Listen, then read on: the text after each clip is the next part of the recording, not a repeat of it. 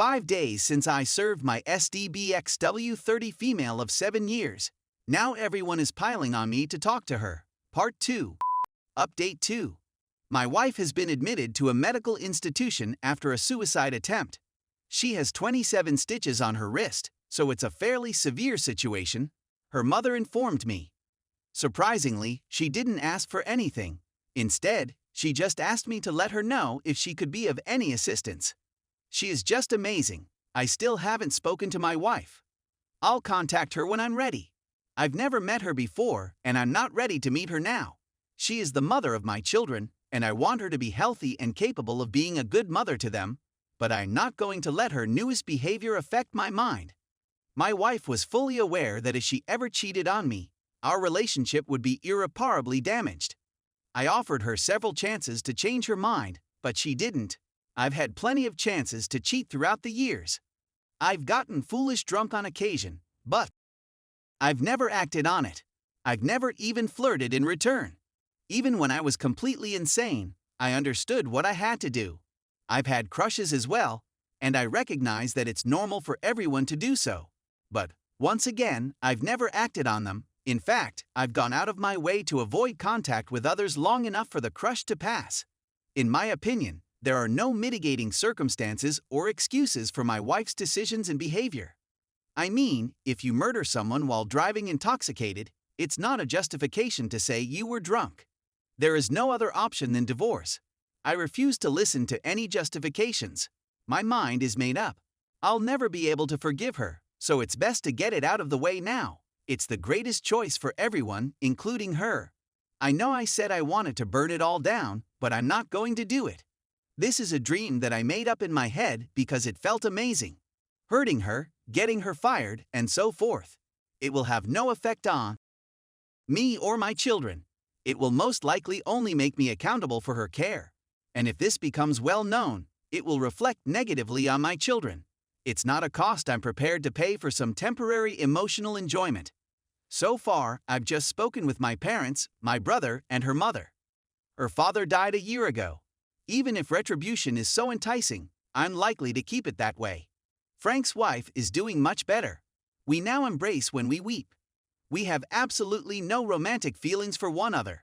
Stop recommending that we bang. To be honest, having the support of someone who is going through the same thing is quite beneficial, particularly when it becomes too much to handle. My wife is the first and only person to whom I have opened up since I was a youngster. Frank's wife is just the second woman he has married. It was difficult for me to trust people to begin with, and now I find it almost impossible. But how did I end up feeling at ease with Frank's wife? We make a lot of progress when working and discussing things at the apartment. I really went to visit Frank today with Frank's wife. It was a little emotional, but his conduct was rather predictable in the end. Frank is, how can I put this in the nicest possible terms? Is he a dreadful blot on humanity? I didn't say anything throughout the meeting. I was only there to provide emotional support to my new acquaintance. He was frantic, promising anything and everything simply to get her return home. He spilled the beans, and it turns out I was correct about my wife not being the only one. He has had 4 mistresses in the previous year and 2 before that. The first was barely 3 months after they married. He alleges an addiction. What if he's like this? Why not bring it up before you get married? Or, better then, why get married at all? This man is the most flimsy, slimy piece of garbage I've ever encountered. But maybe I'm prejudiced. I was afraid I'd knock out his lights before we met. But after seeing him, I simply felt terrible for him. I don't perceive him as a genuine guy, but more as a poor copy of one. That insight was unexpectedly freeing. He practically took no accountability, none at all. Is it possible that all of this was someone else's fault? What, Frank? Come again. At one point, he even attempted gaslighting and blaming his wife. I had to laugh out loud to get him to stop talking. I'll get ready to meet my wife perhaps next week, and I'll invite my father along. I value his perspective, and he is extremely excellent at being unbiased. So if I or she are unreasonable, he will be able to call us out on it. I don't want to sugarcoat anything or provide false hope. We're done, and we're getting divorced. There is no hope of reconciliation. We must now figure out how to co-parent and dwell harmoniously on the same planet. I'm afraid I'll give up on hoping I can suck it up long enough to stay the course. It is, without a doubt, the greatest alternative for everyone. There's no use in dragging things out when I already know the conclusion. I was quite fair in my proposed divorce arrangement, splitting everything 50/50. But now that she has broken down, I will request that I have primary custody for the time being. I've already agreed with my parents to resume day-to-day responsibility for the kids. I want to bring my kids back to as regular a life as feasible as quickly as possible. I spoke with CPS, and they are extremely positive, so there are no difficulties there. I'll also be returning to our home by the end of the week. Frank's wife will be able to remain in the apartment for as long as she wants, and I'd want to have a somewhere to go if I need to. So, overall, I'm feeling much better, and a lot of it is owing to you amazing folks on Reddit. Thank you again. Update 3. All of your suggestions and encouragement over the previous few days have given me a great lift. I was on a roll, but coming back down has been a difficult experience. Frank's wife has been a complete disaster. It began 5-6 hours after yesterday's argument with Frank, and neither of us has slept at all. She was taken up by an ambulance a few hours ago. She began suffering terrifying panic episodes. She couldn't breathe and was shivering on the floor from painful convulsions. It's been terrifying. I'm also in no condition to adequately care for her or anybody else right now. I've asked my father to come stay with me since I'm having a hard time today and don't want to be alone. Because Frank was listed as her emergency contact, I had to phone him and advise him not to come to the hospital if they called. It was the last thing she instructed me to do before she was taken away. I didn't know what to do with him, so I essentially warned him that if he didn't comply with her requests and stay away, I would ruin his whole world. I'm hoping he pays attention. If he doesn't, I don't have the energy to do something about it for the time being. I don't have any strength left, and I'm simply sad and empty. I don't want my kids to see me like this, but I miss them so much. I'm hoping my father can help me get back on my feet and that I'll be able to visit them later today. The finality of it all is beginning to sink in, and I'm finding it difficult to deal. This is what cheats don't consider, the consequences of their greed. In their wake comes a mountain of unending anguish and human ruin. And for what purpose? What about cheat thrills? For fun? Is it a fantasy?